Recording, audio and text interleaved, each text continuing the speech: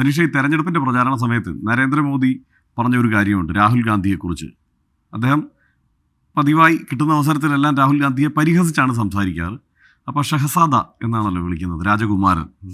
അപ്പോൾ ഷഹസാദ ഈ തെരഞ്ഞെടുപ്പിന് ശേഷം അദ്ദേഹത്തിൻ്റെ കുടുംബത്തെയും കൂട്ടി വിദേശത്തേക്ക് പറക്കും, പ്രതിപക്ഷം ഇവിടെ തമ്മിലടിച്ച് മരിക്കും എന്നുള്ളതായിരുന്നു അദ്ദേഹത്തിൻ്റെ ഒരു പരാമർശം. പക്ഷെ നമ്മൾ പിന്നീട് കണ്ടത് തെരഞ്ഞെടുപ്പിൽ മികച്ച പ്രകടനം കാഴ്ചവെക്കാനായിട്ട് ഇന്ത്യ സഖ്യത്തിന് കഴിഞ്ഞു. നല്ല പ്രകടനം പാർലമെൻറ്റിനുള്ളിൽ രാഹുൽ ഗാന്ധിക്ക് കാഴ്ചവെക്കാൻ കഴിഞ്ഞു. അതിനുശേഷം ഏറ്റവും ഒടുവിൽ കഴിഞ്ഞ ദിവസമൊക്കെ നമ്മൾ നോക്കുമ്പോൾ മണിപ്പൂരിൽ അദ്ദേഹം സന്ദർശനം നടത്തുന്നു. 3ാമത്തെ സന്ദർശനമാണ് മണിപ്പൂരിലെ സന്ദർശനം. നിങ്ങളെൻ്റെ സഹോദരങ്ങളാണ് എന്ന് തന്നെയാണ് മണിപ്പൂരിലെ ജനതയോട് അദ്ദേഹം പറയുന്നത്. കേന്ദ്ര സർക്കാരിനെതിരെ കൃത്യമായ നിലപാട് അദ്ദേഹം അവിടെയും പറയുന്നുണ്ട്. അപ്പോൾ ഇങ്ങനെയൊക്കെ രാഹുൽ ഗാന്ധി ഈ തെരഞ്ഞെടുപ്പിന് തൊട്ട് മുമ്പ് ഒരുപക്ഷെ BJP പ്രതീക്ഷിച്ചതിൽ നിന്ന് വ്യത്യസ്തമായി, അല്ലെങ്കിൽ BJP തിരിച്ചറിഞ്ഞിട്ടും പുറത്തു പറയാത്തതിൽ നിന്ന് വ്യത്യസ്തമായി ഗംഭീരമായ ഒരവസ്ഥയിലേക്ക് വന്നു. ഇതിന് തൊട്ട് മുമ്പ് ഇന്ത്യയിൽ രണ്ടാമതൊരു നേതാവില്ല എന്ന നിലയ്ക്ക് അത്രയ്ക്ക് ഉയർന്ന തലത്തിലായിരുന്നു നരേന്ദ്രമോദിയുടെ സ്ഥാനം. അദ്ദേഹത്തിൻ്റെ പ്രഭാവം അത്രയ്ക്ക് വലുതായിരുന്നു. പക്ഷേ രണ്ടാമനുണ്ട് എന്നുള്ളൊരു തോന്നലിലേക്കൊക്കെ ഇപ്പോൾ ജനത എത്തിയിട്ടുണ്ട്. ഇനി ഈ നരേന്ദ്രമോദിയുടെ 1ാം സ്ഥാനം വെട്ടി രാഹുൽ ഗാന്ധി 1ാമനാകുമോ എന്നുള്ളതാണ് ഒരു പ്രധാനപ്പെട്ട ചോദ്യം. എന്താ തോന്നുന്നത്? അതായത് അച്ഛനിപ്പം തുടക്കത്തിൽ പറഞ്ഞില്ലേ, ഇലക്ഷൻ കഴിഞ്ഞാൽ രാഹുൽ ഗാന്ധിയും കുടുംബവും വിദേശത്തേക്ക് പോകും, അതെ, മോദി ഇവിടെ ഉണ്ടാകുന്നതാണല്ലോ. നേരെ തിരിച്ചാണ് സംഭവിച്ചിരിക്കുന്നത്. രാഹുൽ ഗാന്ധി മണിപ്പൂരിൽ നാട്ടിൽ തന്നെയുണ്ട്, അസമിൽ ദുരിതബാധിത മേഖലകളിൽ സന്ദർശനം നടത്തി. വിദേശത്തേക്ക് പോയ ആൾ നരേന്ദ്രമോദിയാണ്. ഒരു തവണ പോലും മണിപ്പൂർ സന്ദർശിക്കാത്ത പ്രധാനമന്ത്രി ഇപ്പോൾ റഷ്യയിൽ പോയിരിക്കുകയാണ്. അദ്ദേഹത്തിൻ്റെ ഒഫീഷ്യലായിട്ടുള്ള യാത്രകളുടെ ഭാഗമായിട്ടാണ്. പക്ഷേ അദ്ദേഹം തന്നെ ഇവരെ പരിഹസിക്കാൻ വേണ്ടി ഉപയോഗിച്ച വാക്കുകളുടെ റിവേഴ്സലാണ് സംഭവിച്ചിരിക്കുന്നത്. ടോട്ടലി നോക്കിയാൽ ഹർഷ, എനിക്ക് തോന്നുന്നത് അങ്ങനെ ഒരു റിവേഴ്സൽ സംഭവിക്കുന്നുണ്ട് പതുക്കെ. രാജ്യം മൊത്തത്തിൽ തന്നെ, അല്ലെങ്കിൽ രാജ്യത്തെ രാഷ്ട്രീയം ശ്രദ്ധിക്കുന്ന പുറത്തുള്ള ആളുകളടക്കം രാഹുൽ ഗാന്ധിയുടെ കാര്യത്തിൽ നമ്മളിപ്പോൾ ഈ വിഷയത്തിൻ്റെ ഭാഗമായിട്ട് ഹർഷൻ ചോദിച്ചതുപോലുള്ള റോൾ റിവേഴ്സൽ, മോദിയെ താഴെയാക്കിയിട്ട് രാഹുൽ ഗാന്ധി ഉയരുമോ എന്ന സംശയമുണ്ടാക്കുന്ന പ്രവർത്തനങ്ങൾ നടത്തുന്നുണ്ട്. ഇപ്പോൾ ഏറ്റവും ഒടുവിലത്തെ വിവരങ്ങൾ നമ്മൾ നോക്കിയാൽ 46ാമത് ശങ്കരാചാര്യർ, അവിമുക്തേശ്വരാനന്ദ എന്ന മറ്റാണ് അദ്ദേഹത്തിൻ്റെ പേരുള്ളത്, അദ്ദേഹം രാഹുൽ ഗാന്ധിയെ പിന്തുണച്ചുകൊണ്ട് രംഗത്ത് വന്നു. രാഹുൽ ഗാന്ധി ലോക്സഭയിൽ പ്രതിപക്ഷ നേതാവ് നടത്തിയ ആദ്യത്തെ പ്രസംഗം, ദീർഘമായ പ്രസംഗം, ഹിന്ദുക്കൾക്കെതിരായിട്ടുള്ള പ്രസംഗമാണെന്ന് നരേന്ദ്രമോദിയും അമിത്ഷായും അപ്പോൾ തന്നെ എഴുന്നേറ്റ് എന്ന് പറയാനും BJP അതാകെ പ്രചരിപ്പിക്കാനും ശ്രമിച്ചപ്പോൾ അദ്ദേഹം കഴിഞ്ഞ ദിവസം വന്ന് പറഞ്ഞത് ഏറ്റവും ഒടുവിലത്തെ വാർത്ത അതാണ്. അത് ഹിന്ദുക്കൾക്കെതിരല്ല, ഹിന്ദുക്കൾ എല്ലാവരും വയലൻ്റായിട്ടുള്ള ആളുകളല്ല എന്നാണ് രാഹുൽ ഗാന്ധി പറയാൻ ശ്രമിച്ചത്. ഞങ്ങളതെല്ലാവരും ഇരുന്ന് വിശദമായിട്ട് പലതവണ കേട്ടു എന്നും കൂടെ പറഞ്ഞിട്ടാണ് അദ്ദേഹം പറയുന്നത്.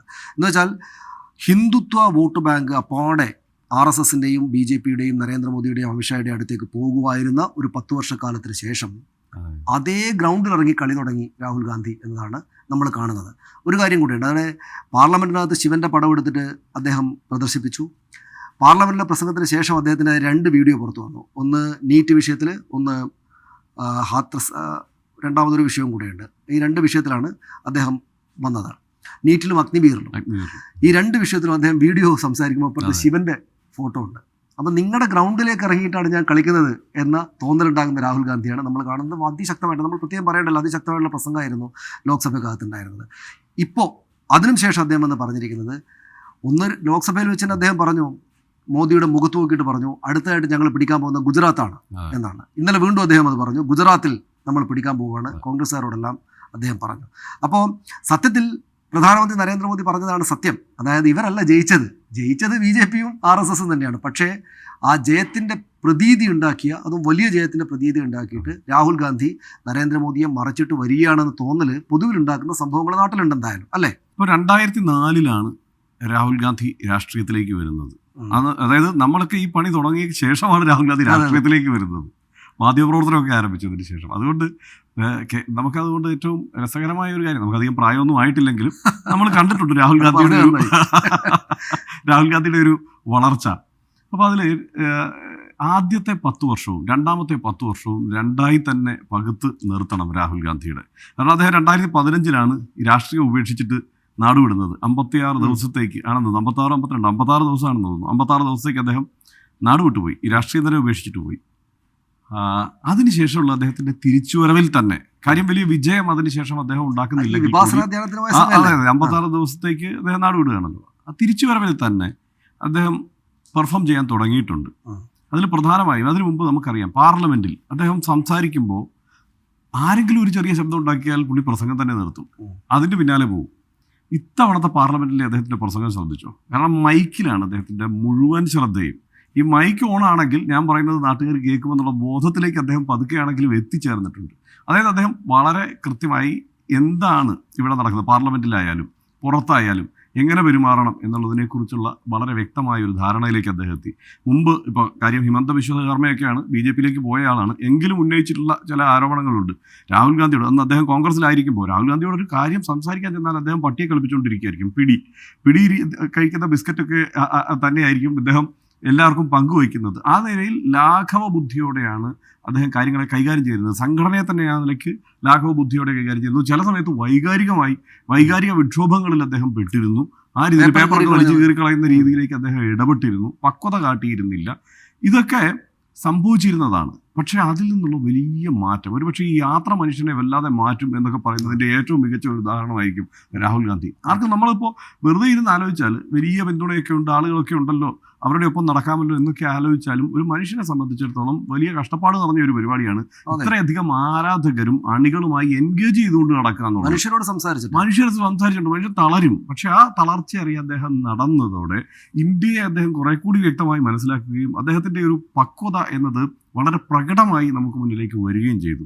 അത് ഈ യാത്ര തന്നെയായിരിക്കും അദ്ദേഹത്തെ മാറ്റി തീർത്തിട്ടുണ്ടാവുക. അല്ലെങ്കിൽ ഒന്ന് ആലോചിച്ച് നോക്കൂ, അദ്ദേഹം ഡെറാഡൂണിലെ ഡൂൺ സ്കൂളിൽ പഠിച്ചു, കേംബ്രിഡ്ജിലും ഓക്സ്ഫോർഡിലും പഠിച്ചു. അത് കഴിഞ്ഞിട്ട് മുംബൈയിൽ വന്നിട്ട് അദ്ദേഹം സ്ട്രാറ്റജി കൺസൾട്ടൻ്റായി വർക്ക് ചെയ്യുന്നു. ഇങ്ങനെയൊക്കെ ജീവിച്ചിരുന്ന ഒരാൾ 2004 പെട്ടെന്ന് രാഷ്ട്രീയത്തിലേക്ക് വരുന്നു. പിന്നെ രാഷ്ട്രീയം അവിടെ നിന്ന് അദ്ദേഹം പഠിച്ചു തുടങ്ങുമ്പോൾ നിരന്തരം പരിഹസിക്കപ്പെടുകയാണ്. നമ്മളിപ്പോൾ രാഹുൽ ഗാന്ധിയുടെ ഒരു ഭയങ്കര വ്യാപകമായി പ്രചരിപ്പിക്കപ്പെട്ട ഒരു ചിത്രമുണ്ട്. അദ്ദേഹം ഒരു ചട്ടിയിൽ ഇങ്ങനെ കല്ലും മണ്ണുമൊക്കെ ചുമന്നുകൊണ്ട് കുറേ തൊഴിലാളികളുടെ ഒപ്പം നടന്നു പോകുന്ന ഒരു ചിത്രം. അതായത് ആ ചിത്രം തന്നെ ആർക്കും ഒന്ന് പരിഹസിക്കാൻ തോന്നുന്ന തരത്തിലുള്ളൊരു ചിത്രമാണ് ആ ദൃശ്യം തന്നെ.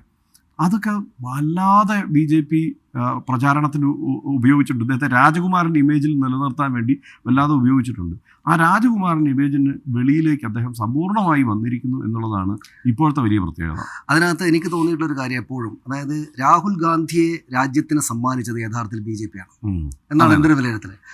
ഈ രണ്ടാം രാഹുൽ ഗാന്ധിയെ, വിജയിച്ചു നിൽക്കുന്ന രാഹുൽ ഗാന്ധിയെ ശരിക്കും ഉണ്ടാക്കിയത് കോൺഗ്രസ് നിരന്തരം പരിഹസിച്ച്, അദ്ദേഹം സ്വയവും ഈ ബി.ജെ.പി ആണ് നിരന്തരം പരിഹസിച്ചിട്ട്. അതായത് സത്യത്തിൽ രാഹുൽ ഗാന്ധി എന്ന് വെച്ചാൽ വലിയ വീട്ടിൽ പിറന്ന, ഹർഷൻ ഇപ്പോൾ പറഞ്ഞ എല്ലാവർക്കും അറിയാവുന്ന എത്ര തലമുറകളാണ്. അതായത് രാഹുൽ ഗാന്ധിയുടെ അച്ഛൻ രാജീവ് ഗാന്ധിയുടെ അമ്മ ഇന്ദിരാഗാന്ധിയുടെ അച്ഛൻ ജവഹർലാൽ നെഹ്റുവിൻ്റെ അച്ഛൻ മോത്തിലാൽ നെഹ്റുവിൻ്റെ അച്ഛൻ ഗംഗാധർ നെഹ്റു. 1857 ഈ ഒന്നാം സ്വാതന്ത്ര്യ സമര കാലത്ത് ബഹദൂർ ഷാ സഫർ രണ്ടാമൻ, മുഗൾ ചക്രവർത്തി, അദ്ദേഹത്തിൻ്റെ കാലത്ത് ഒരു പോലീസ് ഉദ്യോഗസ്ഥനായിരുന്നു, പോലീസ് ചീഫ്, കോട്ട്വാൾ എന്ന് പറയും. എന്ന് വെച്ചാൽ ആ കാലത്ത് തുടങ്ങുന്ന കുടുംബ ഹിസ്റ്ററിയുടെ ഇങ്ങേ തലക്കുള്ള ഷേസാദ എന്നൊക്കെ വിളിക്കാവുന്ന ആളാണ്. പക്ഷേ അവിടെ നരേന്ദ്രമോദി കളിയാക്കുന്നതിൽ ഒരു പരിധി വരെ കുറച്ച് കാര്യമുണ്ട്. വിളിക്കാവുന്ന തരത്തിലുള്ള ഒരു കുടുംബ പശ്ചാത്തലമാണ്. അതായത് ഞാനിപ്പോ പറഞ്ഞ 5-6 തലമുറകൾക്ക് അപ്പുറത്ത് പോലീസ് ഉദ്യോഗസ്ഥനായിട്ട് ഇരിക്കുക എന്ന് പറഞ്ഞാൽ അത്രക്ക് സമ്പന്നമായിട്ടുള്ള ഭൂതകാലമുള്ള ഗാന്ധിജിയോട് ഞാൻ എല്ലാം തരാം എന്നാണ് മോത്തിലാൽ നെഹ്റു പറഞ്ഞത്. പക്ഷേ എനിക്ക് 2 പെഗടിക്കാനുള്ള അവസരം അവിടെ വെച്ചേക്കണം, അത് മാത്രം ഗാന്ധി പറഞ്ഞാൽ നിർത്തില്ലെന്ന് പറഞ്ഞത്. എന്ന് വെച്ചാൽ അങ്ങനെ വലിയ സമ്പന്നമായിട്ടുള്ള വലിയ ബാരിസ്റ്ററാണ്, എല്ലാവരും അത്രക്ക് വലിയ ചരിത്രമുള്ള ഒരാളെ പക്ഷേ ബി.ജെ.പി അടിച്ചടിച്ച് താഴെ ഇറക്കി നിർത്തി. എന്ന് വെച്ചാൽ പപ്പു എന്ന് വിളിച്ചിട്ട് നാട്ടിലെ ഏറ്റവും സാധാരണക്കാരനായ ഒരു മണ്ടൻ എന്ന ഇമേജ് ബി.ജെ.പി കൊടുത്തു. അപ്പോൾ അതുകൊണ്ട് രാഹുൽ ഗാന്ധിക്ക് കിട്ടിയ ഗുണം ഏറ്റവും താഴേന്ന് കയറി വന്നാൽ മതി. അതായത് ആളുകൾക്ക് നിങ്ങൾ ഏറ്റവും വലിയ സമ്പന്നനും പ്രതാപശാലിയുമാണ് എന്ന് പറഞ്ഞാൽ വിരിഞ്ഞു നിൽക്കുന്ന ഒരാളാണെങ്കിൽ അനുഭവിക്കാത്ത ഒരു സാധാരണത്വം അത് കറക്റ്റാണ്, കൃത്യമാക്കാതെ. അതായത് അനുഭവിക്കാത്ത ഒരു സാധാരണത്വം ബി.ജെ.പി ഇദ്ദേഹത്തിന് നൽകി, ഏറ്റവും പാവപ്പെട്ടവനാക്കി. പക്ഷേ രാഹുൽ ഗാന്ധി അവിടെ സാമർത്ഥ്യം കാണിച്ചെന്നാണ് വിചാരിക്കുന്നത്, രാഷ്ട്രീയ സാമർത്ഥ്യം. എന്ന് വെച്ചാൽ രാഹുൽ ഗാന്ധി എപ്പോഴും വെള്ളയിലേ കാണും. എവിടെയെങ്കിലും നിങ്ങൾ അയാൾ നല്ല കൊള്ളാവുന്ന ഡ്രസ്സും കാര്യങ്ങളൊക്കെ ഇടുന്നുണ്ടാകും, പക്ഷേ രാഹുൽ ഗാന്ധി ഏറ്റവും സാധാരണക്കാരനായിട്ട് സാധാരണ മനുഷ്യർക്ക് അനുഭവിക്കാൻ പറ്റി. അവർ പിന്നീട് ഈ ഭാരത് ജോഡോ യാത്രയിലൂടെ നടക്കുമ്പോൾ രാഹുൽ ഗാന്ധി ഞങ്ങളൊരാളാണ് എന്ന് എല്ലാവർക്കും തോന്നി. സത്യത്തിൽ ചായക്കടക്കാരൻ്റെ മകനാണെന്ന് പറയുന്ന നരേന്ദ്രമോദി മറ്റേ കോട്ടിൽ പേരൊക്കെ എഴുതിയിട്ട് ഇങ്ങനെ നടക്കുമ്പോൾ വലിയ ആളാണ്, അദ്ദേഹം വലിയ ആളാണ് എന്ന് തോന്നുകയും രാഹുൽ ഗാന്ധി വളരെ സാധാരണക്കാരനാണെന്ന് തോന്നുന്നു. പതുക്കെ കിട്ടുന്ന തരത്തിലുള്ള ജാക്കറ്റുകൾ, സാധാരണ ജാക്കറ്റുകൾ, ടീഷർട്ട്, ഒരു സാധാരണ കുർത്ത. എന്ന് വെച്ചാൽ അദ്ദേഹത്തിന് ഒരുപാട് പ്രായമില്ല ആ കാലത്ത്. ഇപ്പൊ പ്രായമുണ്ട്, ആ കാലത്ത് ഇപ്പോഴാണെങ്കിലും ചെറുപ്പക്കാരനായി. അല്ല, അതിന്റെ പ്രശ്നം ഞാനത് പറയാനുള്ള കാരണമുണ്ട്. എന്താ വെച്ചാൽ അദ്ദേഹവും അമിത്ഷായും തമ്മിലുള്ള പ്രായ വ്യത്യാസം 4-5 വയസ്സിന് മാത്രമേ ഉള്ളൂ. നമ്മളത് മനസ്സിൽ. പക്ഷേ ഇദ്ദേഹം ചെറുപ്പക്കാരൻ, ഓക്കെ, അത് അദ്ദേഹം അത് ശരീരമൊക്കെ മാനേജ് ചെയ്യുന്നുണ്ട്. പക്ഷേ ഞാൻ പറഞ്ഞത് ആ പ്രായത്തിൽ നിൽക്കുമ്പോൾ, ചെറുപ്പക്കാരനായുള്ളൊരു ഇമേജിൽ നിൽക്കുമ്പോൾ തന്നെയും അദ്ദേഹം വളരെ സാധാരണക്കാരനായിട്ട് ആളുകളുടെ മുന്നിലേക്ക് വന്നു. ആ സാധാരണക്കാരനായിട്ട് പ്രത്യക്ഷപ്പെടാനുള്ള അവസരം ഉണ്ടായിക്കൊടുത്തത് യഥാർത്ഥത്തിൽ BJP ആണ്. അപ്പം യഥാർത്ഥത്തിൽ ഞാൻ പറയുക, ഇപ്പോൾ നമ്മൾ ഈ കാണുന്ന രാഹുൽ 2.0 എന്ന് വെച്ചാൽ വിജയിക്കുന്ന രാഹുലിനെ ഉണ്ടാക്കി നിർത്തിയത് BJP ആണ്. അതായത് ലോക രാഷ്ട്രീയ ചരിത്രത്തിൽ ഒരിക്കലും ഇല്ലാത്ത വിധം സമ്പത്തും സമയവും ആൾക്കൂട്ടത്തെയും ഇറക്കി വിട്ടിട്ട് ഇദ്ദേഹത്തിൻ്റെ ഇമേജ് ചീന്തി വലിച്ചെറിയാൻ വേണ്ടിയിട്ട് BJP എന്ന ലോകത്തെ ഏറ്റവും വലിയ രാഷ്ട്രീയ പാർട്ടിയും അതിൻ്റെ ഏറ്റവും പ്രതാപശാലികളായുള്ള നേതാക്കളായ അമിത്ഷായും നരേന്ദ്രമോദിയും നടത്തിയ പ്രവർത്തനങ്ങളുടെ ആകെത്തുകയാണ് ഇപ്പോഴത്തെ വിജയിക്കുന്ന രാഹുൽ ഗാന്ധി എന്നാണ് ഞാൻ വിചാരിക്കുന്നത്. അതെ, അത് വളരെ കൃത്യമായി ഇപ്പോൾ മനസ്സിലാക്കിയിട്ടുള്ളത് നരേന്ദ്രമോദി തന്നെ ആയിരിക്കും എന്ന് എനിക്ക് തോന്നുന്നു. കാരണം നരേന്ദ്രമോദി ഈ പാർലമെന്റ് സെഷൻ ആരംഭിച്ചതിന് ശേഷം, അല്ലെങ്കിൽ ഈ തെരഞ്ഞെടുപ്പ് ഫലത്തിന് ശേഷം കൃത്യമായി പ്രതിപക്ഷത്തെ ആക്രമിക്കുന്ന ഒരു പരിപാടി നരേന്ദ്രമോദിക്കില്ല. അദ്ദേഹം രാഹുൽ ഗാന്ധിയെ അല്ലെങ്കിൽ കോൺഗ്രസിനെ മാത്രമാണ് ഉന്നമിട്ട് ആക്രമിക്കുന്നത്. അതിനൊരു പ്രധാനപ്പെട്ട കാരണം, ഈ ഇപ്പോൾ പാർലമെൻറ്റ് നമ്മൾ നോക്കിക്കഴിഞ്ഞ് കഴിഞ്ഞാൽ അതിലെ പാർലമെൻറ്റിലെ ഈ പ്രതിപക്ഷ ബ്ലോക്കിൻ്റെ 1/3 മാത്രമേ കോൺഗ്രസ്സുകാരുള്ളൂ. ബാക്കി മുഴുവൻ മറ്റ് രാഷ്ട്രീയ പാർട്ടികളാണ്. അപ്പോൾ ഇവർക്കിടയിൽ ഒരു ഭിന്നത ഉണ്ടാക്കുക എന്നുള്ള ലക്ഷ്യമാണ് പ്രധാനമായും നരേന്ദ്രമോദിക്കുള്ളത്. അതുകൊണ്ട് തന്നെയാണ് ഈ അടിയന്തരാവസ്ഥ അടക്കമുള്ളത്. കാരണം ആ ബ്ലോക്കിലിരിക്കുന്ന എല്ലാ പാർട്ടിക്കാരും തന്നെ അടിയന്തരാവസ്ഥയുടെ തിക്തഫലങ്ങൾ അനുഭവിച്ചവരാണ് ഈ പ്രതിപക്ഷ ബ്ലോക്കിലിരിക്കുന്നവർ. അപ്പോൾ നേരിട്ട് ഈ അടിയന്തരാവസ്ഥ അടക്കമുള്ള വിഷയങ്ങൾ, അതുമാത്രം ഫെഡറലിസത്തെക്കുറിച്ച് നരേന്ദ്രമോദി സംസാരിക്കുന്നു. ഫെഡറലിസത്തെ തകർത്തത് കോൺഗ്രസ് ആണ് എന്ന് അദ്ദേഹം പറയുന്നു. അതായത് ഉപയോഗിക്കരുത് രാഷ്ട്രീയത്തിൽ, അതെ, മതം രാഷ്ട്രീയത്തിൽ ഉപയോഗിക്കരുത് എന്നൊക്കെ പറയുകയാണ്. അപ്പോൾ അങ്ങനെയൊക്കെയുള്ള കൗതുകകരമായ കാഴ്ചകൾ ഉണ്ടാകുന്നു. ഇപ്പുറത്ത് അതിനോട് പ്രതിപക്ഷം വളരെ സമചിത്തതയോടെ പ്രതികരിക്കുന്നു എന്നുള്ളത് കൂടിയുണ്ട്. ഒരിടത്തും ധാരാളം പ്രതികരണങ്ങൾ മാധ്യമങ്ങളടക്കം ഈ പ്രതിപക്ഷ നേതാക്കളോട് ആരായുമ്പോഴും കോൺഗ്രസിനെ പ്രതിസന്ധിയിലാക്കുന്ന തരത്തിലുള്ള ഒരു മറുപടിയിലേക്ക് ശിവസേന പോലും പോയിട്ടില്ല ഇതുവരെ എന്നുള്ളതാണ് അതിലെ ഏറ്റവും രസകരമായ കാര്യം. എത്ര നാളങ്ങനെ പോകും എന്നുള്ളതൊന്നും നമുക്കറിയില്ല. പക്ഷേ ഇപ്പോൾ പ്രതിപക്ഷത്തെ ഒരുമിപ്പിച്ച് നിർത്താൻ രാഹുൽ ഗാന്ധിക്കും കഴിയുന്നുണ്ട്. അതിലേറ്റവും കൗതുകകരമായ കാര്യം മുമ്പ് നമ്മൾ ഇരുന്നപ്പോൾ പറഞ്ഞതാണ്, ഈ അമ്ര റാമിന് രാജസ്ഥാനിൽ സീറ്റ് കൊടുത്ത നടപടി അടക്കം വളരെ സത്യത്തിൽ കർഷക സമരത്തിൽ അത്ര സജീവമായ ഇടപെടലൊന്നും രാഹുൽ ഗാന്ധി നടത്തിയിട്ടില്ല. പക്ഷേ അതിൻ്റെ വിളവെടുപ്പ് എന്നത് വളരെ കൃത്യമായി രാഹുൽ ഗാന്ധി നടത്തി എന്നുള്ളതാണ്. അത് ഈ പ്രതിപക്ഷ പാർട്ടികളെ ഓരോ ഭാഗത്തും അവരുമായി സഹകരണത്തിലെത്തുക വഴി വളരെ കൃത്യമായി അതിൻ്റെ വിളവെടുക്കാനായിട്ട് രാഹുൽ ഗാന്ധിക്ക് കഴിഞ്ഞു. രാഹുൽ ഗാന്ധിയുടെ മാത്രം ഐഡിയ ആയിരിക്കില്ല, കോൺഗ്രസിൻ്റെ ഐഡിയ ആയിരിക്കും. പക്ഷെ രാഹുൽ ഗാന്ധിക്ക് വ്യക്തമായി ഉപദേശം കിട്ടുന്നുണ്ട്. ഇപ്പോൾ കിട്ടുന്ന ഉപദേശങ്ങൾ കൃത്യമായി അദ്ദേഹം നടപ്പാക്കുന്നുമുണ്ട് എന്നുള്ളതാണ്. അതെല്ലാം മികച്ച ഉപദേശങ്ങളാണ് അദ്ദേഹത്തിന് ലഭിക്കുന്നത് എന്നതുകൂടിയാണ്. മാത്രമല്ല ഇതിന് എനിക്ക് തോന്നുന്ന ഏറ്റവും വലിയൊരു പിന്തുണ എന്ന് പറയുന്നത് മല്ലികാർജ്ജുൻ ഖാർഗെയുടേതാണ്. മല്ലികാർജ്ജുൻ ഖാർഗെ കോൺഗ്രസ് അധ്യക്ഷനായിരുന്നുകൊണ്ട് മികച്ച പിന്തുണ അദ്ദേഹത്തിന് കൊടുക്കുന്നുണ്ട്. വേറൊരു രാഷ്ട്രീയം അദ്ദേഹം മുന്നോട്ട് വയ്ക്കുന്നുണ്ട്. ഇതൊക്കെ രാഹുൽ ഗാന്ധി ഉൾക്കൊള്ളുന്നുമുണ്ട് എന്നുള്ളതാണ് എനിക്ക് തോന്നുന്ന ഒരു പ്രധാനപ്പെട്ട കാര്യം. അതിൽ ഒരു പ്രധാനപ്പെട്ട മറ്റൊരു കാര്യം എന്താ വെച്ചാൽ, ഈ പരാജയം വിജയത്തിൻ്റെ നെല്ലിപ്പടിയാണ് എന്നൊക്കെ നമ്മൾ ചെറുപ്പം മുതലേ കേൾക്കില്ലേ. സത്യത്തിൽ കുട്ടികൾക്ക് പറഞ്ഞു കൊടുക്കാത്തൊരു ഉദാഹരണമാണ് രാഹുൽ ഗാന്ധി ഈ ഘട്ടത്തിൽ. അതായത് അദ്ദേഹത്തെ പോലെ ആക്രമിക്കപ്പെട്ട മറ്റൊരു രാഷ്ട്രീയ നേതാവ് കോൺഗ്രസിനകത്ത് പറയില്ല. കോൺഗ്രസ്, നെഹ്റു കുടുംബത്തിൻ്റെ ആളുകൾ, ഗാന്ധി സർനെയിമുള്ള ഗാന്ധി കുടുംബത്തിലെ ആളുകൾ എപ്പോഴും പ്രതാപശാലികളായിരുന്നു. അവരെ എതിർക്കാൻ പറ്റില്ലായിരുന്നു. പക്ഷേ അങ്ങനെ എതിർക്കപ്പെട്ട ആദ്യത്തെ ആളാണ് രാഹുൽ ഗാന്ധി. അതും എങ്ങനെ? ഏറ്റവും ശക്തമായ രാഷ്ട്രീയ പാർട്ടിയാൽ ഏറ്റവും വലിയ അധിക്ഷേപങ്ങളടക്കമുള്ളവ വന്നു. പക്ഷേ അദ്ദേഹം തിരിച്ചു വന്നു. അതായത് എൻ്റെ നോട്ടത്തിൽ ലോകത്തെ ഏറ്റവും പ്രധാനപ്പെട്ട 2 രാഷ്ട്രീയ പഠിതാക്കളും ഒക്കെ ആയിട്ടുള്ള ആൾ ബറാക്ക് ഒബാമ, രാമേന്ദ്ര ഗുഹ, 2 2 പേര് തള്ളികളഞ്ഞ ആളാണ് രാഹുൽ ഗാന്ധി. ബറാക്ക് ഒബാമ വളരെ വ്യക്തമായിട്ടുള്ള പരാമർശങ്ങളോടെയല്ല, പക്ഷേ അദ്ദേഹത്തിന്റെ വലിയ ദീർഘമായിട്ടുള്ള ജീവചരിത്ര പുസ്തകത്തിനകത്ത് രാഹുൽ ഗാന്ധി ഒരല്പം പരിഹാസ സ്വരത്തിലാണ്. പക്ഷേ ഇനി അങ്ങോട്ടുള്ള മാറ്റം എന്താണെന്നറിയോ? രാഹുൽ ഗാന്ധിക്ക് ഇതുവരെ ഈ അന്താരാഷ്ട്ര നേതാക്കളുമായൊന്നും പഴകാനോ ഈ രാഷ്ട്രത്തിന്റെ പ്രതിനിധി എന്ന നിലയ്ക്ക് അദ്ദേഹത്തെ തന്നെ അവതരിപ്പിക്കാനോ കഴിയുന്ന ഒരു അവസ്ഥ ഉണ്ടായിരുന്നില്ല. പക്ഷെ ഇപ്പൊ പ്രതിപക്ഷ നേതാവാണ്. 5 വർഷം പ്രതിപക്ഷ നേതാവ് ഇല്ലാതിരുന്ന ഈ രാജ്യത്ത് ഒരു പ്രതിപക്ഷ നേതാവായി അദ്ദേഹം നിൽക്കുന്ന, അദ്ദേഹത്തിന് അധികാരങ്ങളുണ്ട്. ഇവിടെ ഇപ്പം രാഷ്ട്രത്തലവന്മാർ വരുമ്പം രാഹുൽ ഗാന്ധിയും അവരുമായി സംസാരിക്കുക എന്നതിലേക്ക് കാര്യങ്ങൾ മാറിയിട്ടുണ്ട്. അത് ഉറപ്പായിട്ടും അദ്ദേഹം വേറൊരു ലെവലിലേക്ക് പോകാനുള്ള സംശയമില്ല. ഞാൻ പറഞ്ഞത് ബറാക്ക് ഒബാമയിൽ പക്ഷേ പരിഹസിക്കുമ്പോൾ പോലും ഇയാൾ കാര്യങ്ങൾ സാവൂതം കേൾക്കാനുള്ള ശേഷി കാണിക്കുന്ന ഒരാളാണെന്ന് മറ്റോണെന്ന് എഴുതി എൻ്റെ ഓർമ്മയിൽ അങ്ങനെ പൂർണ്ണമായിട്ടില്ല. രാമേന്ദ്ര ഗുഹ ഇന്ത്യൻ രാഷ്ട്രീയത്തെ അരച്ച് കലക്കി കുടിച്ച ആൾ എന്ന് പറയില്ലേ. എന്ന് വെച്ചാൽ തടിയൻ എമണ്ടൻ പുസ്തകങ്ങൾ ഇഷ്ടംപോലെ ഇന്ത്യ ഉണ്ടായ കാലം തൊട്ടുള്ള ചരിത്രത്തെ പറ്റി വിശദമായിട്ട് സൂക്ഷ്മമായിട്ട് എഴുതിയ ആളാണ്. അദ്ദേഹം ഒരു രാഷ്ട്രീയ നേതാവിനെ ഇങ്ങനെ തള്ളിക്കളഞ്ഞുള്ളൂ. അത് രാഹുൽ ഗാന്ധിനെയാണ്. ഓർക്കണം, രാഹുൽ ഗാന്ധിയെ കൊണ്ട് ഒന്നും നടക്കില്ല. കോൺഗ്രസ് ഇല്ലാതായാൽ മാത്രമേ നടക്കൂ. രാഹുൽ ഗാന്ധി കോൺഗ്രസ്സുകാരനെ പറഞ്ഞുകൊണ്ടിരുന്നതാണ്. പക്ഷേ ഇദ്ദേഹത്തെ പോലെ ഒരാൾ പറഞ്ഞെടുത്തതെന്ന് പോലും. പക്ഷേ രാമേന്ദ്ര ഗുഹ അദ്ദേഹത്തിന് പോലും മനസ്സിലാക്കാൻ പറ്റാത്തൊരു ലെവലിലേക്ക് ഇദ്ദേഹം തിരിച്ചു വന്നു എന്നത് ഞാൻ പറഞ്ഞത്, ഈ നമ്മൾ ഓരോരുത്തർ അവർ ചെയ്യുന്ന ജോലിയിൽ അല്ലെങ്കിൽ കുട്ടികളാണെങ്കിൽ പഠനത്തിന്റെ കാര്യത്തിൽ തോറ്റു പോകുമ്പോൾ വളരെ ക്ഷീണിച്ചു പോകരുത്. രാഹുൽ ഗാന്ധി തിരിച്ചു വരാൻ രാഹുൽ അവസരം ഗാന്ധിയെ കിട്ടുമെന്ന് കുറിച്ച് എല്ലാ കാണിക്കാവുന്ന ഒരു ഘട്ടത്തിലും തെളിവായിട്ട് എനിക്കൊന്ന് ഈ കഴിഞ്ഞ 10-20 വർഷത്തിനിടയ്ക്ക് രാഹുൽ ഗാന്ധിയെ കുറിച്ചുള്ള പ്രതീക്ഷ കൺസിസ്റ്റന്റ് ആയി നിലനിർത്തുകയും അത് ആവർത്തിച്ച് പറഞ്ഞുകൊണ്ടിരുന്ന ഒരാളെ എനിക്കറിയുള്ളൂ, അത് സനീഷാണ്. ഒരാളെ ഞാൻ കണ്ടിട്ടില്ല അത് പ്രതീക്ഷയെ കുറിച്ച് പ്രതീക്ഷ നിലനിർത്തി. അതായത് ഒന്നെന്ന് വെച്ചാൽ നമ്മൾ പറയുമ്പോഴും ഒരു വലിയ സംവിധാനത്തിന്റെ ബാക്കപ്പ് ഇദ്ദേഹത്തിനുണ്ട്. ഇന്ത്യൻ നാഷണൽ കോൺഗ്രസ് എന്ന് പറഞ്ഞാൽ നമുക്ക് എല്ലായിടത്തും കോൺഗ്രസ് ക്ഷീണിച്ചിരിക്കുകയായിരുന്നു. പിന്നെ ഒരു ഘട്ടത്തിൽ എന്ന് വെച്ചാൽ കോൺഗ്രസിനെ മറികടന്നിട്ട് ദേശീയ പാർട്ടി എന്ന നിലക്ക് BJP മാത്രമാകുമോ രാജ്യത്ത് എന്ന് നമ്മളെല്ലാവരും ചിന്തിച്ചു. പക്ഷേ ഇത് വേരുകൾ എല്ലായിടത്തും ഉള്ളൊരു രാഷ്ട്രീയ പാർട്ടിയായിരുന്നു. പിന്നെ ഒരു മനുഷ്യൻ നിശ്ചയിച്ചിട്ട് ഇതാണ് എൻ്റെ രാഹുൽ ഗാന്ധിക്ക് നേരത്തെ ഹർഷം പറഞ്ഞാൽ അതുണ്ട്, രാഹുൽ ഗാന്ധിക്ക് ഒരു ഘട്ടത്തിലും ഇതെൻ്റെ പണിയാണെന്ന് തോന്നൽ ഒരു ഘട്ടത്തിൽ ഉണ്ടായില്ല. ഞാൻ ഇങ്ങനെയൊക്കെ അങ്ങ് ജീവിച്ചു പോയാൽ മതി എന്നുള്ളായിരുന്നു അയാളുടെ തോന്നലെന്നാണ് നമുക്ക് ആ ഘട്ടത്തിലൊക്കെ. പക്ഷേ ഇതെൻ്റെ പണിയാണ്, ഞാനാണിത് ചെയ്യേണ്ടത്, എനിക്കതിനുള്ള അവസരങ്ങളെല്ലാം മുന്നിലുണ്ട് എന്ന് വന്നതോടെ പിന്നെ നിശ്ചയമായിട്ടും അയാളുടെ ഉള്ളിൽ രാഷ്ട്രീയം വർക്ക് ചെയ്തിട്ടുണ്ട്. അതായത് ഇന്ത്യ എന്ന് പറയുന്ന വളരെ വാസ്റ്റായിട്ടുള്ള ഈ ബഹുസ്വരതയുള്ളൊരു രാജ്യത്തിൻ്റെ ബഹുസ്വരത അയാളുടെ മനസ്സിലുണ്ട്. അയാളുടെ മനസ്സിലും അയാൾ ബഹുസ്വരതയുള്ള ആളാണ്. കാരണം അയാളിൽ ഇന്ത്യനും ഉണ്ട്, വിദേശിയായിട്ടുള്ള ആളുണ്ട്. അയാൾക്കൊരു ഏതെങ്കിലും ഒരു മതത്തിൻ്റെ അടുത്തേക്ക് ഇപ്പം ശിവന്റെ പടം എടുത്ത് നോക്കുമ്പോൾ അയാളുടെ ഉള്ളിൽ ശിവൻ എല്ലാത്തും വർക്ക് ചെയ്യും. നിങ്ങൾക്ക് പർദ്ദയായിട്ട് ഒരു മുസ്ലിം സ്ത്രീയെ കെട്ടിപ്പിടിക്കുന്ന രാഹുൽ ഗാന്ധിയെ കാണാൻ പറ്റും. ബഹുസ്വരതയെ ഞാൻ ബ്രാഹ്മണനാണെന്ന് ഇടയ്ക്ക് പറയുകയും അല്ല, അത് ഇതിനുള്ള കച്ചവട മൂല്യം എന്താണെന്ന് ഞാനിത് പോസിറ്റീവായിട്ട് മാത്രമല്ല പറയുന്നത്. ഇത്തരം സംഗതികളുടെ എല്ലാം ഇന്ത്യയിലെ കച്ചവട മൂല്യം എന്താണെന്ന് അയാളുടെ ഉള്ളിൽ വർക്ക് ചെയ്യുന്നുണ്ടെന്ന് ഞാൻ പറഞ്ഞു. ഇപ്പൊ നന്നായി വർക്ക് ചെയ്യുന്നു. മാത്രമല്ല ഇപ്പോ ഞാൻ പറയട്ടെ, രാമനെ ഒരു ബിംബമായി സംഘപരിവാർ നിരന്തരം അവതരിപ്പിക്കുന്നിടത്താണ് ശിവനെ ഇപ്പുറത്ത് പാർലമെന്റിൽ നിരന്തരം അവതരിപ്പിച്ചുകൊണ്ട് രാഹുൽ ഗാന്ധി ശിവനെ എങ്ങനെയാണ് ശാന്തിയുടെയും സമാധാനത്തിന്റെയും ഒക്കെ ഒരു രൂപമായി ശിവനെ അവതരിപ്പിച്ചുകൊണ്ട് രാഹുൽ ഗാന്ധി സംസാരിക്കുന്നത്. ഇത് നോർത്ത് ഇന്ത്യയിലെ ബെൽറ്റിൽ ഉണ്ടാക്കാൻ പോകുന്ന ഒരു ചലനം എന്ന് പറയുന്നത് ചെറുതായിരിക്കില്ല. മാത്രമല്ല ഇപ്പോൾ നമുക്ക് മുമ്പ് പഴയ രാഹുൽ ഗാന്ധിയെ കുറിച്ച് നമ്മൾ സംസാരിച്ചല്ലോ, ആലോചിച്ചു രാഹുൽ ഗാന്ധിക്ക് ആദ്യത്തെ 10 വർഷത്തിനിടയ്ക്ക് അദ്ദേഹത്തെ കുറിച്ച് ആലോചിച്ചാൽ ഓർത്തെടുക്കാൻ കഴിയുന്ന കാര്യങ്ങൾ. ഇപ്പോൾ ഉത്തർപ്രദേശിലെ തെരഞ്ഞെടുപ്പ് 2009 അദ്ദേഹം വലിയ തകർച്ചയിലായിരുന്ന കോൺഗ്രസിനെ ഒന്ന് പിടിച്ചു നിർത്തി 10-22 സീറ്റ് അവർക്ക് വേണം. അദ്ദേഹത്തിനായിരുന്നു ജനറൽ സെക്രട്ടറി എന്നുള്ള നിലയിലുള്ള പ്രചാരണ ചുമതലയ്ക്ക്. പിന്നെയുള്ള ഒരു ഇമേജ് എന്ന് പറയുന്നത് അദ്ദേഹം ഒരു ബൈക്കിന് പുറകിൽ കയറി ബട്ടാപ്പർ സോണിൽ വെച്ചിട്ട് അറസ്റ്റ് ചെയ്തു. മായാവതി അദ്ദേഹത്തെ അറസ്റ്റ് ചെയ്തു. അതായത് ഭൂമി ഏറ്റെടുക്കലുമായി ബന്ധപ്പെട്ട് കർഷകരുടെ സമരം നടക്കുന്ന ഒരു സ്ഥലത്തേക്ക് അദ്ദേഹം ബൈക്കിൽ കയറി പോകാൻ നോക്കി. പോലീസ് അദ്ദേഹത്തെ അറസ്റ്റ് ചെയ്യുന്നു, മായാവതി.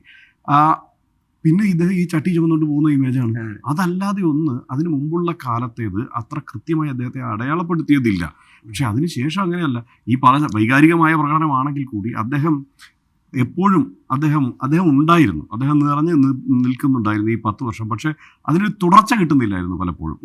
ഇപ്പോൾ പക്ഷേ ആ ഒരു തുടർച്ച കിട്ടുന്നുണ്ട് എന്നുള്ള തോന്നലിലേക്ക് കാര്യങ്ങൾ, അദ്ദേഹം കരുത്തനായിരിക്കുന്നു, അതിനൊരു തുടർച്ച. നമ്മൾ രാഹുൽ ഗാന്ധി സെർച്ച് ചെയ്താൽ അദ്ദേഹത്തെ പ്രോമിനന്റ് ആയിട്ടുള്ള ഒരുപാട് വാർത്തകൾ വരും. അപ്പൊ തന്നെ രാഹുൽ ഗാന്ധി, ഞാൻ നോക്കുന്ന ന്യൂസ് 18 സൈറ്റിൽ പിന്നെ രാഹുൽ ഗാന്ധി ഗുജറാത്ത് പിടിച്ചെടുക്കുന്നു പറയുന്നതിന്റെ 5 കാരണങ്ങൾ. ഒരു കാലത്ത് ഈ പറയുന്ന സംഘപരിവാർ അനുകൂല മാധ്യമങ്ങൾ എന്ന് വിശേഷിപ്പിക്കപ്പെട്ട ആ രീതിയിൽ തന്നെ പ്രകടമായി നിലപാട് സ്വീകരിച്ച മാധ്യമങ്ങളിലൊക്കെ ഇപ്പോൾ ധാരാളം രാഹുൽ ഗാന്ധിയെ കുറിച്ചുള്ള വാർത്തകളും രാഹുൽ ഗാന്ധിക്കുള്ള ഒരു എയർ ടൈമും ഒക്കെ നന്നായിട്ട് കൂടിയിട്ടുണ്ട്. ഇത് പറയുമ്പോൾ തന്നെ ഇതിനകത്തുള്ളൊരു പ്രശ്നം, പിന്നീട് ഈ നമ്മുടെ ഭരണഘടന ഒരു ഭാഗത്തും ഹിന്ദുത്വയുടെ കാർഡ്, ഈ പറയുമ്പോൾ ശിവൻ എന്ന് വെച്ചാൽ വയലൻസിൻ്റെ എക്സ്ട്രീം ആളല്ലേ നമ്മൾ മനസ്സിലാക്കിയുള്ളത്. ശിവൻ സംഹാരത്തിൻ്റെ ദൈവമല്ലേ. ആ ശിവനെയാണ് എടുത്തിട്ട് അദ്ദേഹം വളരെ സാത്വികനായിട്ടുള്ള ദൈവമാണെന്ന് പറഞ്ഞ് ഇതൊക്കെ വ്യാഖ്യാനിക്കുന്നതിൽ എങ്ങനെ വേണമെങ്കിൽ വ്യാഖ്യാനിക്കാവുന്നതാണ് നമ്മുടെ മിത്തുകൾ. അദ്ദേഹത്തിൻ്റെ ഇടത്തെ കയ്യിലാണെന്നൊക്കെ പറഞ്ഞിട്ട് വലിയ വ്യാഖ്യാനിക്കാം എങ്ങനെയെങ്കിലും. പക്ഷെ അദ്ദേഹം ഭരണഘടന ഒരു ഘട്ടത്തിലും എന്നാൽ ഇന്ത്യക്ക് ഈ സാധനം വേണം എന്നതുകൊണ്ട് ഈ മിത്ത് ഹിന്ദുത്വയുടെ ചില എലമെൻസും കൂടെ വെച്ചിട്ട് അദ്ദേഹം അത് സമർത്ഥമായിട്ട് നടപ്പാക്കുന്നു എന്നാണ് വിചാരിക്കുന്നത്. പക്ഷെ അതിനകത്ത് ഒരു പ്രശ്നമുള്ളത്, ചില കുഴപ്പങ്ങൾ. ഇപ്പോൾ അദ്ദേഹം വിളവെടുക്കുന്നതെല്ലാം രാജ്യത്തെ ഇടതുപക്ഷത്തിൻ്റെ പ്രവർത്തന ഫലമായിട്ടുള്ള കാര്യങ്ങളാണ് എന്നുകൂടെ പറഞ്ഞാലേ ഈ കാര്യം പൂർത്തിയാവും എന്നാണ് എനിക്ക് തോന്നുന്നത്. അതായത് കർഷക സമരം, നേരത്തെ പറഞ്ഞു, കർഷക സമരം അടക്കമുള്ള കാര്യങ്ങളിൽ രാജ്യത്തെ ഇടതുപക്ഷം, അത് CPM-ഉം CPI-യും മറ്റിടത് പാർട്ടികളും സോഷ്യലിസ്റ്റുകളൊക്കെ ചേർന്ന വലിയ, പിന്നെ ബുദ്ധിജീവികളൊക്കെ ചേർന്നിട്ടുള്ള ഒരു വലിയ ബെൽറ്റാണത്. അതിൽ തന്നെ ഈ CPM എന്നത് വളരെ പ്രധാനപ്പെട്ട രാഷ്ട്രീയ പാർട്ടിയാണ്. അത് കോൺഗ്രസ്സുകാരെന്ന് സമ്മതിക്കില്ലെങ്കിൽ അത് വളരെ പ്രധാനപ്പെട്ട പാർട്ടിയാണ്. ഈ ഹിന്ദി ബെൽറ്റിലടക്കം CPM ഉണ്ടായിക്കൊടുത്തിരിക്കുന്ന ഈ ചലനത്തിൻ്റെ പുറത്താണ് രാഹുൽ ഗാന്ധി വരുന്നത്. ഒന്നാലോചിച്ച് ഒരു കാര്യം കൂടെ ഞാൻ പറയാം. ഈ ഭരണഘടനയുടെ പോക്കറ്റ് പതിപ്പ് രാഹുൽ ഗാന്ധി ഉയർത്തി കാണിക്കുന്നു. കേരളത്തിൽ ഭരണഘടനാനുകൂലമായിട്ട് ഈ കഴിഞ്ഞ കാലത്ത് പ്രചാരണ പരിപാടികൾ നടത്തിയത് ആരാണ്? കോൺഗ്രസ്സുകാരാണോ? ഹർഷൻ ഓർമ്മയുണ്ടോ? കോൺഗ്രസിൻ്റെ ഇത് കാണുന്ന ആർക്കെങ്കിലും ഓർമ്മയുണ്ടോ എന്ന് ചോദിച്ചു. കോൺഗ്രസ്സുകാർ ഭരണഘടനയെ പറ്റി പറഞ്ഞ് ഒരു പരിപാടി നടത്തിയത്, ഒരു സെമിനാർ നടത്തിയത്, ഒരു പ്രസംഗം നടത്തിയത്, ഒരു ടെലിവിഷൻ ചാനൽ ചർച്ചയിൽ രാഹുൽ മാങ്കൂട്ടത്തിലോ അല്ലെങ്കിൽ VT ബലറാമോ പോലുള്ള ഇവിടുത്തെ ചെറുപ്പക്കാരടക്കമുള്ള നേതാക്കൾ ഭരണഘടനയെ പറ്റി പറഞ്ഞത് കേൾക്കാമോ? ഞാൻ കണ്ടിട്ടില്ല. ഇവിടെ ഇടതുപക്ഷത്തിൻ്റെ ആളുകൾ ഇപ്പോൾ സുനിൽ പി എഴുതപ്പോലുള്ള ബുദ്ധിജീവികൾ അല്ലെങ്കിൽ മറ്റ് പി രാജീവിൻ്റെ പുസ്തകം വന്നു. ഭരണഘടന ഏറ്റവും കൂടുതൽ ചർച്ച ചെയ്യപ്പെട്ട കാലമാണ് കേരളത്തിലടക്കം. അവിടങ്ങളിലെല്ലാം ഈ പറയുന്ന നരേന്ദ്രമോദിയുടെ ഫാസിസ്റ്റ് ഹിന്ദുത്വയുടെ ഓപ്പോസിറ്റായിട്ട് നിൽക്കുന്ന ഇടതുപക്ഷ വൈഡ് രാഷ്ട്രീയം എടുത്തു വെച്ചിട്ടാണ് രാഹുൽ ഗാന്ധി മുന്നിലേക്ക് വരുന്നത് എന്ന കാര്യം കൂടി പറഞ്ഞാൽ ഒരു തന്ത്രപരമായ സമീപനം ഈ വിഷയത്തിൽ പൊതുവെ സ്വീകരിച്ചിട്ടുണ്ടോ എന്നുള്ളത്. കാരണം ഇപ്പോൾ നമ്മളിപ്പോൾ കണ്ടു, വയനാട്ടിൽ അദ്ദേഹം മത്സരിക്കുമ്പോൾ ലീഗിൻ്റെ കൊടി അവിടെ ഉണ്ടായിരുന്നില്ല എന്നുള്ളതൊരു പ്രധാനപ്പെട്ട ആരോപണമായിട്ടാണ് ഇവിടെ എല്ലാവരും പറഞ്ഞു കേട്ടത്. പക്ഷേ അത് ആ ലീഗിൻ്റെ കൂടി കാണിക്കേണ്ടതില്ല എന്നുള്ള തീരുമാനത്തിൽ തന്നെ അവർ ഉറച്ചു നിന്നു. ഇവിടെ പല പരിഹാസം ഉണ്ടായപ്പോഴും അത് കാണിക്കേണ്ടതില്ല എന്നുള്ള തീരുമാനത്തിൽ ഉറച്ചു നിന്നു. അത് കാരണം നോർത്ത് ഇന്ത്യയിൽ ആ ഇമേജുകൾ സൃഷ്ടിക്കുന്നത് വേറൊരു തരത്തിലുള്ള ഒരു കുഴപ്പമായിരിക്കും. ഇവിടെ ഇപ്പോൾ ശിവനെ എടുത്ത് ഉയർത്തി കാണിക്കുന്നു. ശിവനെ എടുത്ത് ഉയർത്തി കാണിച്ചുകൊണ്ട് അദ്ദേഹം ഈ മതസാഹോദര്യത്തെക്കുറിച്ചും സെക്യുലറിസത്തെക്കുറിച്ചും ഭരണഘടന ഈ പൗരന് നൽകുന്ന അവകാശങ്ങളെക്കുറിച്ചും ഒക്കെ തന്നെയാണ് അദ്ദേഹം സംസാരിക്കുന്നത്. അപ്പോൾ ഒരു തന്ത്രപരമായ സമീപനമുണ്ട്. രണ്ടാമത്തെ കാര്യം, അദ്ദേഹം ഈ ന്യൂനപക്ഷങ്ങളുടെ പ്രശ്നങ്ങളെക്കുറിച്ച് പറയുന്നുണ്ട്. ഈ പാർലമെന്റിലെ പ്രസംഗത്തിൽ തന്നെ അദ്ദേഹം ന്യൂനപക്ഷങ്ങളുടെ പ്രശ്നങ്ങളെക്കുറിച്ച് പറയുന്നുണ്ട്. എന്നാൽ ആരോപണങ്ങളുമുണ്ട്. ഈ പറഞ്ഞ CAA-NRC കുറിച്ച് അദ്ദേഹം പാർലമെന്റിലെ പ്രസംഗത്തിൽ ഇതുവരെയൊന്നും പറഞ്ഞിട്ടില്ല. പാർലമെന്റിൽ കിട്ടിയ അവസരങ്ങളിൽ അദ്ദേഹം ഒന്നും പറഞ്ഞിട്ടില്ല. ലോകത്തെ സകല പ്രശ്നങ്ങളെക്കുറിച്ചും പാർലമെന്റിലെ ആദ്യ പ്രസംഗത്തിൽ തന്നെ അദ്ദേഹം പറയുമ്പോഴും അതേക്കുറിച്ചൊന്നും പറഞ്ഞിട്ടില്ല എന്നുള്ള ആരോപണം അവിടെ നിലനിൽക്കുകയാണ്. കാശ്മീരിനെ കുറിച്ച് അദ്ദേഹം കാര്യങ്ങളൊന്നും പറഞ്ഞിട്ടില്ല. അങ്ങനെയൊക്കെയുള്ള ആരോപണങ്ങൾ ഇപ്പോഴും ആ വിമർശനങ്ങളൊക്കെ നിലനിൽക്കുന്നുണ്ട്. പക്ഷെ അതിനൊക്കെ അപ്പുറത്ത് രാഹുൽ ഗാന്ധി എന്നത് ഒരു പ്രതീക്ഷയായി തന്നെ കോൺഗ്രസിനും പ്രതിപക്ഷത്തിനും മുന്നിൽ ഇപ്പോഴുണ്ട്. രണ്ടാമനായി ഇപ്പോഴുണ്ടെങ്കിൽ അദ്ദേഹത്തിന് ഒന്നാമനായി കടന്നിരിക്കാൻ തക്ക പ്രാപ്തിയുണ്ട് എന്നുള്ള ഒരു വിശ്വാസത്തിലേക്ക് ആളുകൾ പൊതുവെ എത്തിച്ചേർന്നിട്ടുണ്ടെന്നാണ് എൻ്റെ ഒരു വിലയിരുത്തൽ.